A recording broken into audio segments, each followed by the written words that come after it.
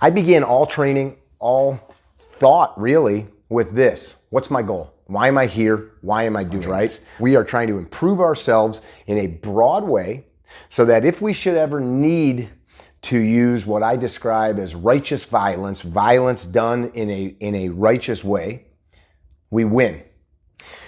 All the firearms training, all the physical fitness stuff, it all matters, but it all starts here and here, our head and in our heart. So I have two things that are so important to me, I've put them on t-shirts.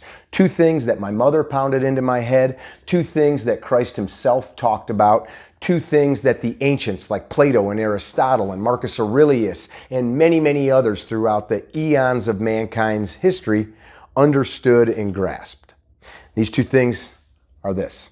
One, our words are power. The things that we say matter. We'll come back to that. Number two, our thoughts are things. They are not just little noises bouncing around inside of our skull. The thoughts that predominantly live in our head over and over again, mixed with our words, become our existence. It's a fact. And you can test this. Think about somebody that you know that's always negative. You come into the office, you come into your place of work, your home, and that person's always Debbie Downer, right? This stinks, this sucks, I hate this, this person's the worst, I hope that this happens because, I just, you know what I'm talking about, verbal vomit, and it brings you down. But if you think about this person that does this day in and day out, and then you pop back and you look at their life, I bet you a lot of the stuff in their life does suck. Now, hard pause on that. Think about somebody else. Every time you see them, they light up a room, right? They give you a hug. They tell you that you look great. They tell you that you are an amazing person. I had a guy in my life as a kid. His name was Mike, and Mike was a youth pastor. And the one takeaway 30 years later that I can tell you about Mike was every time you saw him, he gave you a big hug and he'd say something like this: "Hey, handsome, how the heck are you doing? It's great to see you as usual. You're an amazing young man." He would say that stuff. And you could say that that is just a platitude, that he was just saying it to say it, but he wasn't. Because this guy was working for free after his regular job to come help kids. So in that, if we can think about this dialogue in our head, think about what that voice rattling around is saying, and grab onto it and rewrite that script, we can most assuredly change what's happening in the physical world around us. Now, caveat to that. I can't sit here and think and say to myself, I can fly like Superman. I can fly like Superman. Now, I'm not going to levitate, but what I could do is go see my little brother. I could go see my friend Tyler. I could go see one of the guys I know that teaches skydiving, and I could learn to skydive, and I might be able to touch flying like Superman, right? I'm not going to go beat Michael Jordan in a one-on-one competition, right? But I bet you I could beat Michael Jordan in shooting a pistol. So I could beat Michael Jordan in something. More importantly than these specific things, why are we trying to not lose in violence? So we've got these firearms to protect yourself. You're doing dry fire. You're doing live fire. You're doing physical fitness stuff, which is fantastic. Why? The simple answer is not to be a faster shooter. It's not to do more push-ups. It's not to be a better grappler. It's to win in violence. And why do we want to win? Can you answer that? Why would you not want to die in a street fight where some violent criminal? Or why would you not want your loved one to die in a street encounter where some violent criminal tried to take their life? The answer is not to win. It's because you want to be alive. You love being alive. You want to be alive as long as possible. Any creature seeks to fight through adversity. If you put a worm on a hook and throw it into the lake, it does not want to get eaten by a fish. Any animal being chased tries to get away, and it's in you to live. We want to live because we want to have a long and full life, right? Nobody wants to go through life miserable, sick, exhausted, angry, stressed out, fearful. So I need to plug into myself being strong, being happy, being fit, being courageous, not being filled with fear, not being filled with sluggardness or laziness, not being filled with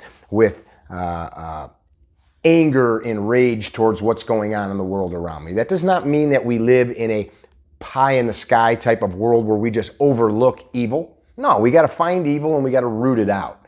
But I'm not going to let that evil control what's in my heart and control what's in my head.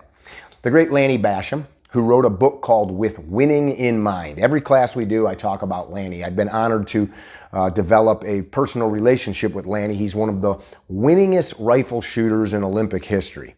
And Lanny was really one of the first people in the sporting world that I know of to really combine the stuff I'm talking about with sports. People were doing it, but they probably didn't write about it. And Lanny, in that book, talked about how he wasn't athletic. He did not do a great job at anything as a kid physically. And when he found rifle shooting, he knew I could probably be good at this because I just have to lay still and press the trigger. And he became one of the winningest rifle shooters in, like I said, the Olympic history. He went on to become an officer with the Army Marksmanship Unit, and now to this day, his organization teaches people that are athletes, business people, and the like how to be better. The book is called With Winning in Mind. One of the things that Lanny began to do was use self-talk. Self-talk is nothing more than meditation. Here's some self-talk. I'm stupid. I'm an idiot. I'm fat. I'm dumb. I'm broke. I'm poor. Versus I'm energized. I'm fit. I'm healthy. Imagine what would happen if you spoke to yourself one way versus the other. You ever meet a liar, or have you ever told a lie? I bet you have. We all have. Eventually, a liar believes that lie when told it enough. Our subconscious believes the things we tell it. Write down the things you want to be. You can plug anything in that you want. So I want you, for your challenge, to grab a notepad and write down 3 new things that you would like to have instilled into you. And I don't mean sub-second draw or bench press 500 pounds. I'm talking about things like this: kindness, courage, happiness, being at ease, letting anxiety go. You fill it in, you put it down. And now here's what Lanny did. Lanny did not use verbiage like this. I'm not scared anymore. Lanny would say this: it's like me to be filled with courage. It's like me to win. It's like me to do the right thing. It's like me to fill in the blank. So I hope that this challenge gives you guys something to think about. All the firearms training, all the physical fitness stuff is awesome. But if we don't couple it to an operating system, our head and our heart, to direct it to the desired end, it's all for naught. I've got one more thing to say. Either way, you and I have a date with destiny. We will die, and we will return. The stuff that we're made of will return to the stars, right? Matter is neither created nor destroyed, and the bits and pieces that make up our physical being are going to go back to the ether. It's kind of a magical thought when you think about it. What we do while we hold this bag of meat as our own for a short 50 or 100 years is up to us.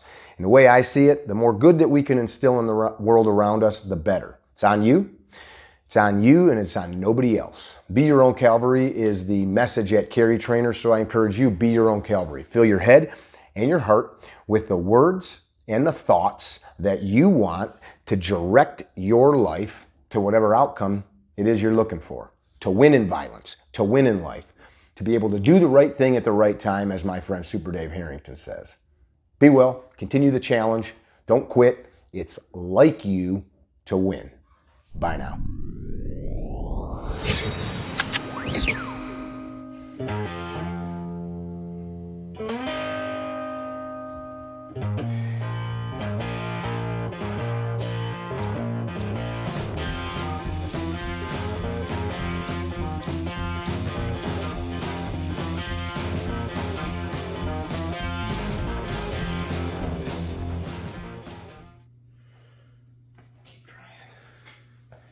Who's ever heard of Coach Lou Holtz? Coach Holtz had an acronym, WIN. What's important now? If I'm on the range, what's important now? Got my eye and ear protection on, good master grip. Go through my loading process, safely holster. What's important now? Pay attention to the range commander, whatever. I'm pressing the gun out to get an accurate shot. What's important? A good grip, good body posture, slack out of the trigger press. Rather than, okay, I'm gonna do a good job, boom. Now at some point, if you pay attention to what's important through each step, this becomes automatic. That's where we wanna be with the gun handling skills so that the front part of our brain can think about where's he at? Do I need to shoot him again? Is he down? If we're too fixated on, am I holding it right? Oh shit, I hope I'm gonna do it. You're definitely not thinking about winning.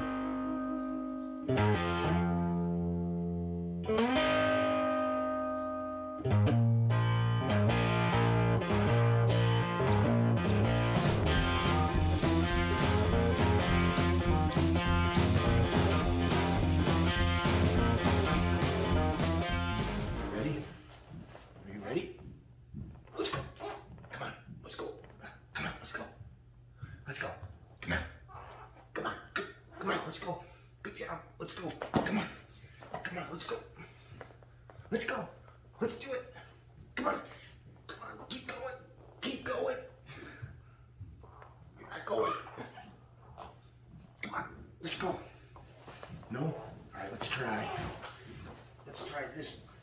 Let's try this one. Ready? Ready? Pump the legs. Pump the legs. Oh yeah, you're breathing hard. Breathing hard. Ready?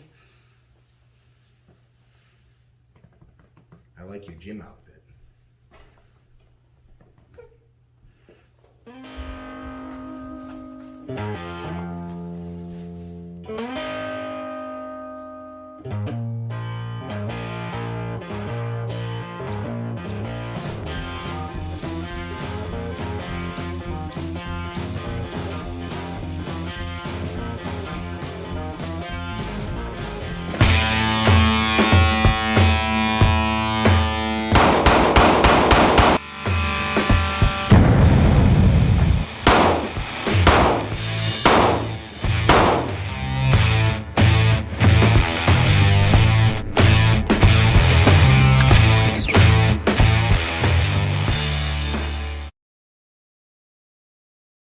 Oh, hey.